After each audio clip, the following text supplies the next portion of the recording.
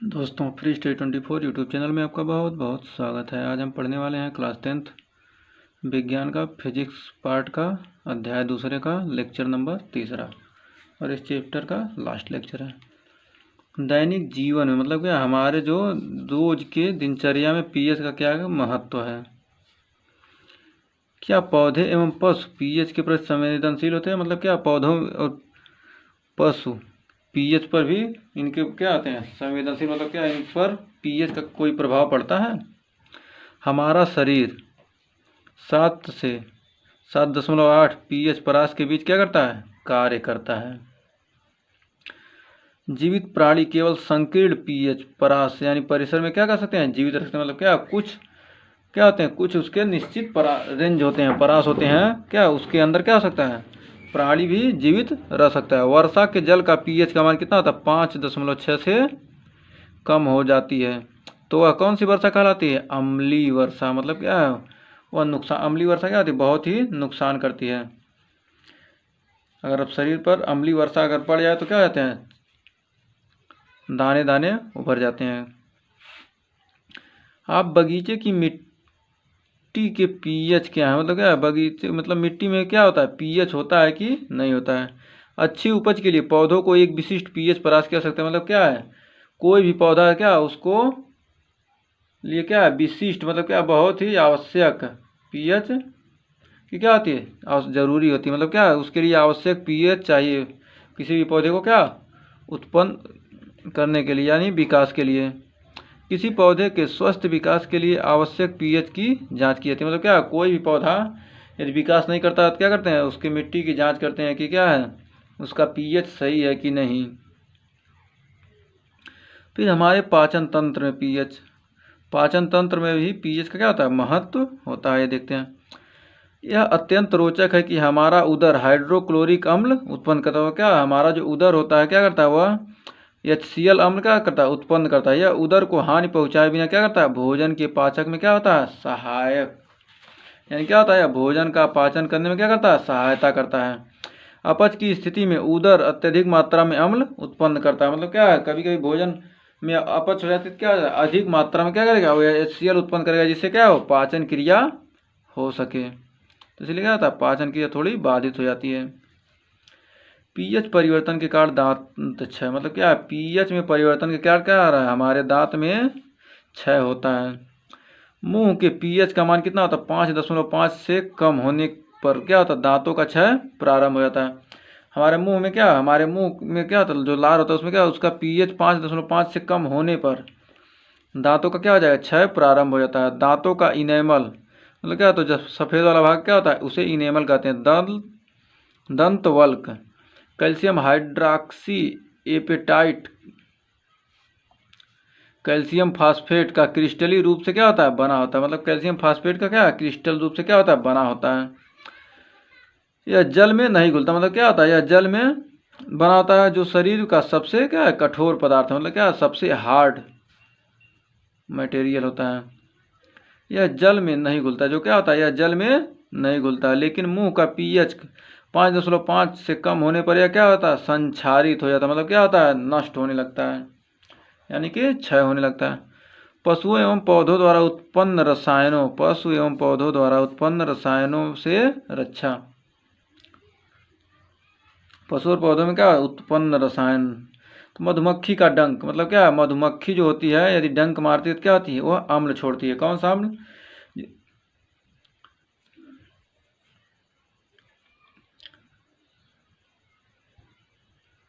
क्या होता है, जब डंक मारेगी तो अम्ल छोड़ेगी, जिसके कारण क्या होता है, दर्द एवं जलन का क्या होता है, अनुभव होता है। डंक मारेगी क्या होता है, दर्द और जलन का अनुभव होगा।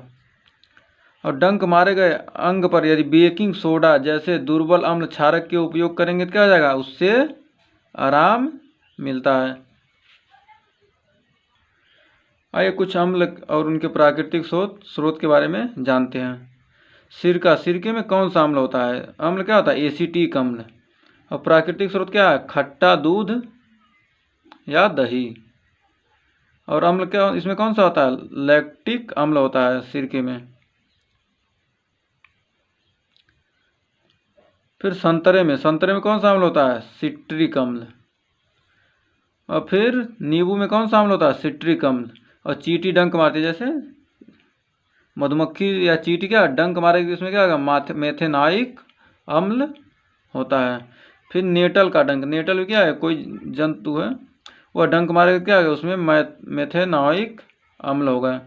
फिर टमाटर में ऑक्जेलिक अम्ल, इमली में टार्टरिक अम्ल और संतरे में सिट्रिक अम्ल पाया जाता है।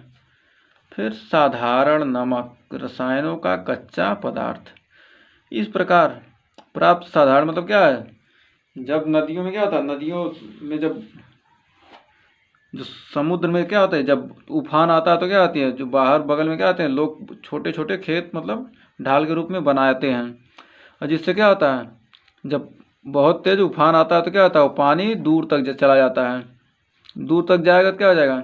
एक बैग लहर गया, फिर उसके बाद क्या होगा? धीरे धीरे चलाएगा। और जो पानी बच जाता है, खारा पानी बच जाता है, क्या कुछ समय बाद क्या होता है, वह जब भाप बनकर क्या होता है? उड़ने लगता है। धूप होगा, भाप बनकर उड़ने लगेगा तो क्या हो जाएगा? और जो उसमें क्या हो जाएगा? पदार्थ जो बचेगा, नमकीन पदार्थ जो नमक बचेगा, क्या हो जाएगा? इकट्ठा हो जाएगा। उसे क्या करेंगे? निकाल लेंगे। वही कह रहा, इस प्रकार प्राप्त साधारण नमक हमारे दैनिक उपयोग के लिए कई पदार्थ जैसे sodium hydroxide, baking soda, washing soda, व्यंजक चूड़ आदि के लिए क्या है? एक महत्वपूर्ण कच्चा पदार्थ है। कैसा पदार्थ है? एक महत्वपूर्ण यानी कि बहुत ही उपयोगी कच्चा पदार्थ है। फिर सोडियम हाइड्रोक्साइड, सोडियम क्लोराइड के जलीय विलयन में, सोडियम क्लोराइड के जलीय विलयन में लवण जल से विद्युत प्रवाहित करने पर वियोजित होकर क्या होता है? सोडियम हाइड्रोक्साइड उत्पन्न करता है। इस प्रक्रिया को क्लोर यानी कि क्षार प्रक्रिया, क्लोर क्षार प्रक्रिया कहते हैं, क्योंकि इससे निर्मित उत्पाद क्या होता है? क्लोरीन, जिसे क्या कहेंगे? क्लोर। और सोडियम हाइड्रोक्साइड ये क्या है? क्षार है। आइए देखते हैं इसकी अभिक्रिया। 2NaCl सोडियम क्लोराइड प्लस जल, क्रिया का क्या बनाएंगे? 2Na sodium hydroxide chlorine plus H2 gas. फिर विरंजक चूड़ क्या होता है? शुष्क बुझा हुआ चूना, मतलब क्या? सूखा हुआ बुझा हुआ चूना, CaOH का होल टॉइस, कैल्शियम हाइड्रोक्साइड पर क्लोरीन की क्रिया से विरंजक चूड़ का क्या होता है? निर्माण होता है। विरंजक चूड़ को CaOCl2 से दर्शाया जाता है, और जबकि वास्तविक संगठन काफी क्या है? जटिल होता है।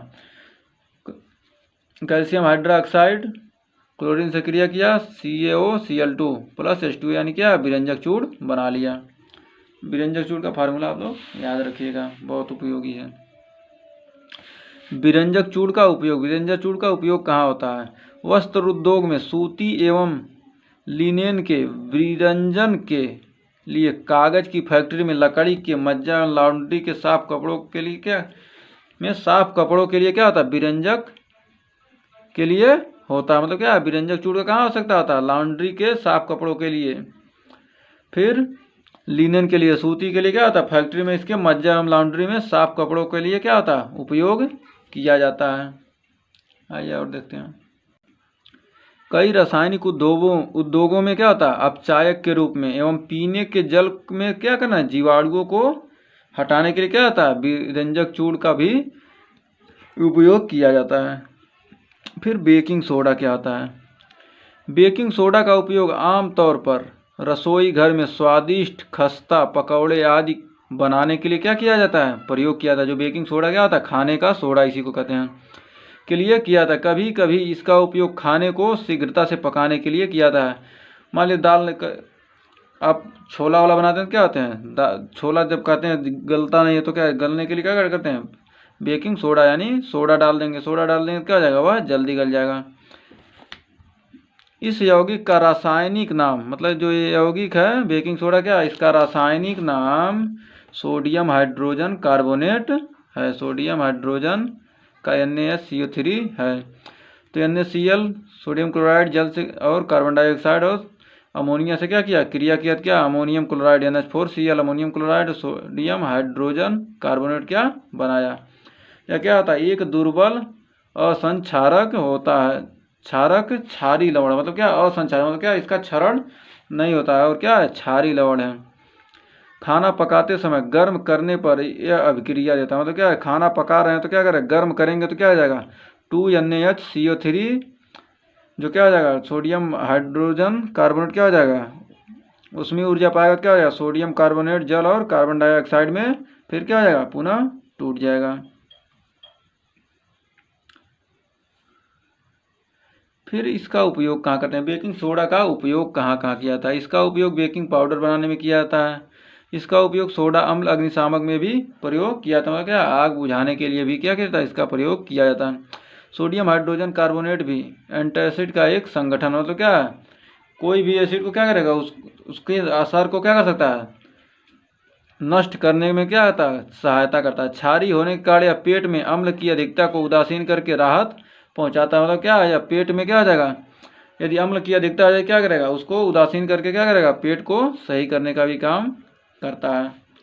फिर धोने का सोडा, धोने का सोडा क्या होता है, Na2CO3.10H2O धोने का सोडे का क्या है, ये फार्मूला है। एक अन्य रसायन, मतलब क्या, एक अन्य मतलब एक दूसरा रसायन सोडियम क्लोराइड से प्राप्त किया जाता है। बेकिंग सोडा को गर्म करके सोडियम कार्बोनेट क्या कर सकते हैं, प्राप्त कर सकते हैं। मतलब बेकिंग सोडा है जो है, इसको क्या करेंगे, गर्म करेंगे तो क्या हो जाएगा, सोडियम कार्बोनेट प्राप्त हो जाएगा।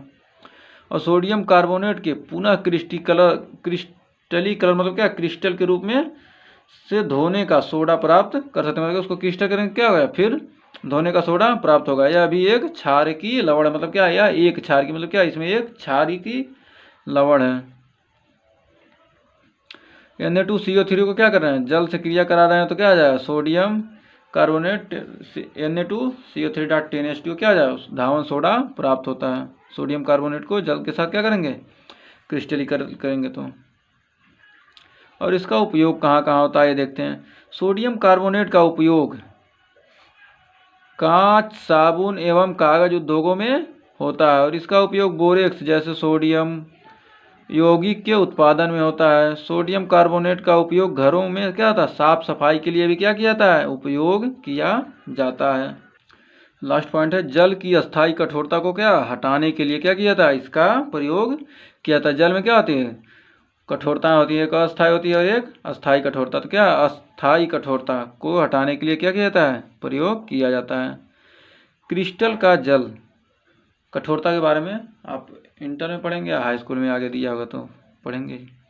तो क्रिस्टल का जल लवण की एक सूत्र इकाई में जल के निश्चित अणुओं की संख्या को क्या कहेंगे, क्रिस्टल का जल। मतलब क्या, लवण में क्या है, एक सूत्र इकाई में, मतलब क्या, लवण की एक सूत्र इकाई में जल के निश्चित अणुओं की संख्या को क्या कहेंगे, क्रिस्टल का जल कहते हैं।